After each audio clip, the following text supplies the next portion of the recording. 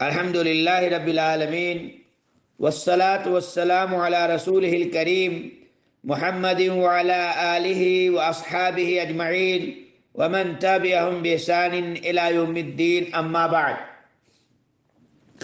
وعن ابی ہریرہ رضی اللہ تعالی عنہ قال قال رسول اللہ صلی اللہ علیہ وسلم من نسی وهو صائم فأكل أو شرب فَلْيُتِمَّ صَوْمَهُ فَإِنَّمَا أَطْعَمَهُ اللَّهُ وَسَقَاهُ متفق علیہ. رب اشرح لي صدری ويسر لي امری واحلل عقدۃ من لسانی یفقہوا قولی. رب زدنی علما. میرے دینی اور ملی بھائیو، السلام علیکم ورحمۃ اللہ وبرکاتہ. عزیزان گرامی، آج کے اس درس میں بھی روزے کے مسائل سے متعلق سماعت کیجیے. حضرت ابو ہریرہ رضی اللہ عنہ سے روایت ہے کہ رسول اللہ صلی اللہ علیہ وسلم نے فرمایا، جو روزہ دار بھول کر کچھ کھا لے یا پی لے تو اسے چاہیے کہ اپنا روزہ پورا کر لے، کیونکہ اسے اللہ تبارک و تعالی نے کھلایا پلایا ہے. صحیح بخاری اور مسلم اور امام حاکم سے یوں روایت ہے، کہتے ولی الحاکم من افطر فی رمضان ناسیا فلا قضاء علیہ ولا کفارۃ وہو صحیح. اور امام حاکم سے یوں روایت ہے کہ اگر کوئی بھول کر رمضان میں روزہ کھول لے تو اس پر قضا اور کفارہ نہیں ہے، اور یہ حدیث صحیح ہے.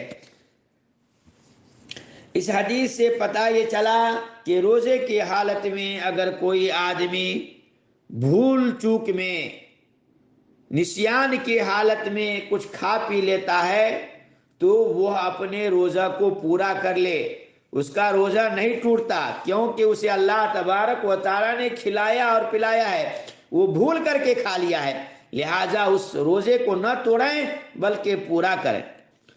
وعن ابی ہریرہ رضی اللہ تعالی عنہ قال قال رسول اللہ صلی اللہ علیہ وسلم من زرعه القیء فلا قضاء علیہ ومن استقاء فعلیہ القضاء.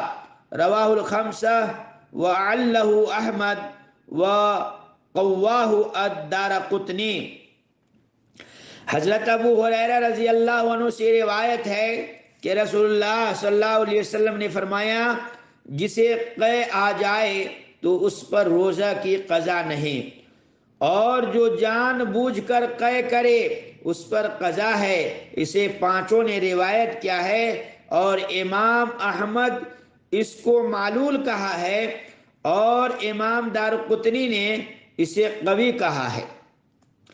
بھائیو، یہاں زرعہ القے کہتے ہیں کہ جو روزے بغیر ارادہ اور قصد کے قے آئے، یعنی روزے کی حالت میں بغیر کسی ارادے کے قصدن جو ہے قے آئے، اور استقاء کے معنی یہ ہے کہ جو قصدن اور جو ہے ارادہ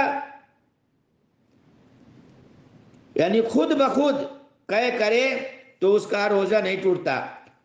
خود بخود جو ہے قے آ جائے تو ایسی صورت میں روزہ باطل نہیں ہوگا، لیکن جو آدمی روزے کی حالت میں انگلی وغیرہ حلق میں ڈال کر یا جان بوجھ کر کے قے کرے گا تو اس کا روزہ ٹوٹ جائے گا. امام احمد رحمہ اللہ اور امام بخاری رحمت اللہ علیہ وغیرہ نے اس حدیث کو معلول قرار دیا ہے، مگر امام دارقطنی رحمت اللہ علیہ، امام ابن حبان رحمت اللہ علیہ اور امام حاکم رحمت اللہ علیہ نے اسے صحیح کہا ہے. حضرت علی رضی اللہ عنہ، ابن عمر رضی اللہ عنہما، زید بن ارقم رضی اللہ عنہ اور جمہور علماء کا اس روایت کے مطابق یہی قول ہے کہ قصدن یعنی جان بوجھ کر کے قے کرنے سے ہی روزہ ٹوٹتا ہے. بلکہ امام ابن منذر نے تو اس پر اجماع کا دعویٰ کیا ہے۔ حضرت عبداللہ بن مسعود رضی اللہ عنہ اور بعض دیگر حضرات قے سے روزہ ٹوٹ جانے اور اس کی قضا کے قائل نہیں، مگر یہ قول دلیل کے اعتبار سے انتہائی کمزور ہے۔ بھائیوں، پتہ یہ چلا کہ اگر آپ جان بوجھ کر کے قے کریں گے تو آپ کا روزہ ٹوٹ جائے گا اور اس پر قضا اور کفارہ دونوں ہے۔ لیکن جو علماء کہتے ہیں کہ اگر کوئی آدمی جو ہے جان بوجھ کر کے قے کر لے اس کا روزہ نہیں ٹوٹتا، تو یہ حدیث سمجھیے ضعیف اور کمزور ہے۔ وعن جابر بن عبداللہ رضی اللہ تعالی عنہما ان رسول اللہ صلی اللہ علیہ وسلم خرج عام الفتح الى مکہ فی رمضان فصام حتى بلغ قراع الغمیم فصام الناس ثم دعا بقدح من ماء فرفعه حتى نظر الناس إليه ثم شرب فقيل له بعد ذلك إن بعض الناس قد صام فقال أولئك العصاة أولئك العصاة. وفي لفظ فقيل له إن الناس قد شق عليهم الصيام وإنما ينتظرون فيما فعلت فدعا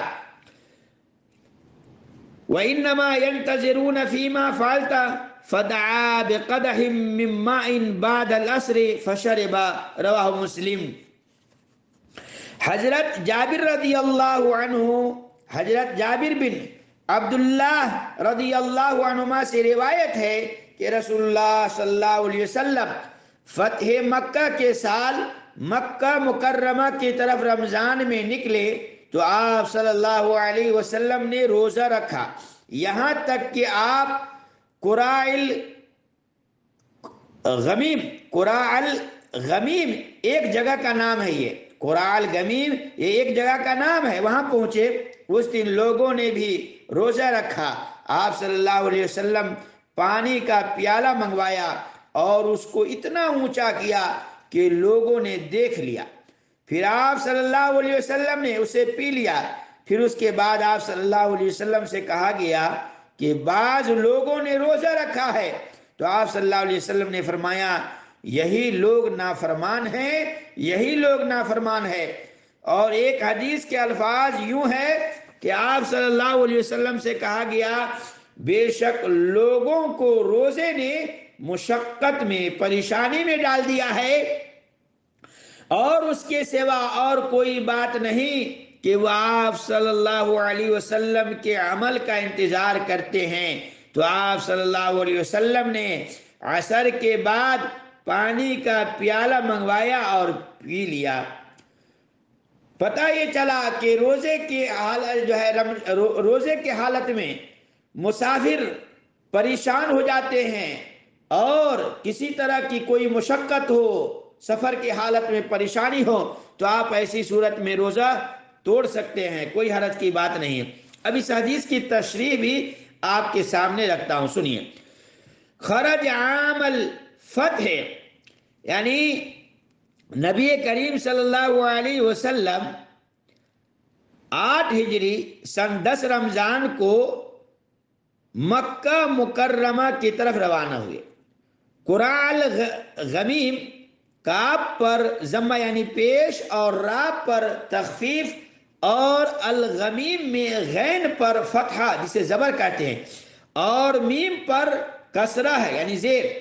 اسفان سے آگے ایک وادی کا نام ہے، دعا بقدح یعنی پیالہ طلب کیا، فرفعہ الاخر حدیث، تو اس کو ہاتھ پر رکھ کر بلند کیا تاکہ لوگ دیکھ لیں اور روزہ افطار کر لینے کا انہیں علم ہو جائے۔ اولئک العصاة، اولئک العصاة عاص کی جمع ہے، عصاة یہ عاص کی جمع ہے یعنی نافرمان لوگ، کیونکہ انہوں نے اپنے آپ پر سختی کی اور روزہ افطار کرنے کے بارے میں اللہ تعالی کی طرف سے رخصت کو قبول کرنے سے انکار کر دیا۔ علامہ الیمانی نے سبل السلام میں کہا ہے کہ یہ حدیث اس بات کی دلیل ہے کہ مسافر کو اختیار ہے کہ چاہے تو روزہ رکھے اور چاہے تو روزہ نہ رکھے، اور ضرورت پر مسافر روزہ افطار بھی کر سکتا ہے اگرچہ دن کا اکثر حصہ روزہ سے گزر چکا ہو۔ مولانا صفی الرحمن فرماتے ہیں کہ یہ حدیث اس بات کی دلیل ہے کہ سفر کے دوران مشقت اور پریشانی کی صورت میں روزہ افطار کرنا افضل ہے۔ بھائیو، ان ساری باتوں سے پتہ یہ چلا کہ اگر کوئی آدمی سفر میں ہے اور کسی طرح کی کوئی پریشانی اور مشقت ہو تو آپ روزہ توڑ سکتے ہیں، اس میں کسی طرح کی کوئی حرج کی بات نہیں ہے۔ حقیقت کا علم اللہ رب العالمین کے پاس ہے۔ اللہ تعالیٰ سے دعا کرتا ہوں کہ اللہ تعالیٰ مجھے بھی اور آپ تمام سامعین و سامعات کو ان ساری باتوں پر سن کر عمل کی توفیق عطا فرمائے، اور نبی کریم صلی اللہ علیہ وسلم کی سنت کے مطابق روزہ رکھنے اور عملی زندگی گزارنے کی توفیق بخش، آمین۔ وآخر دعوانا ان الحمد للہ رب العالمین، والسلام علیکم ورحمۃ اللہ وبرکاتہ۔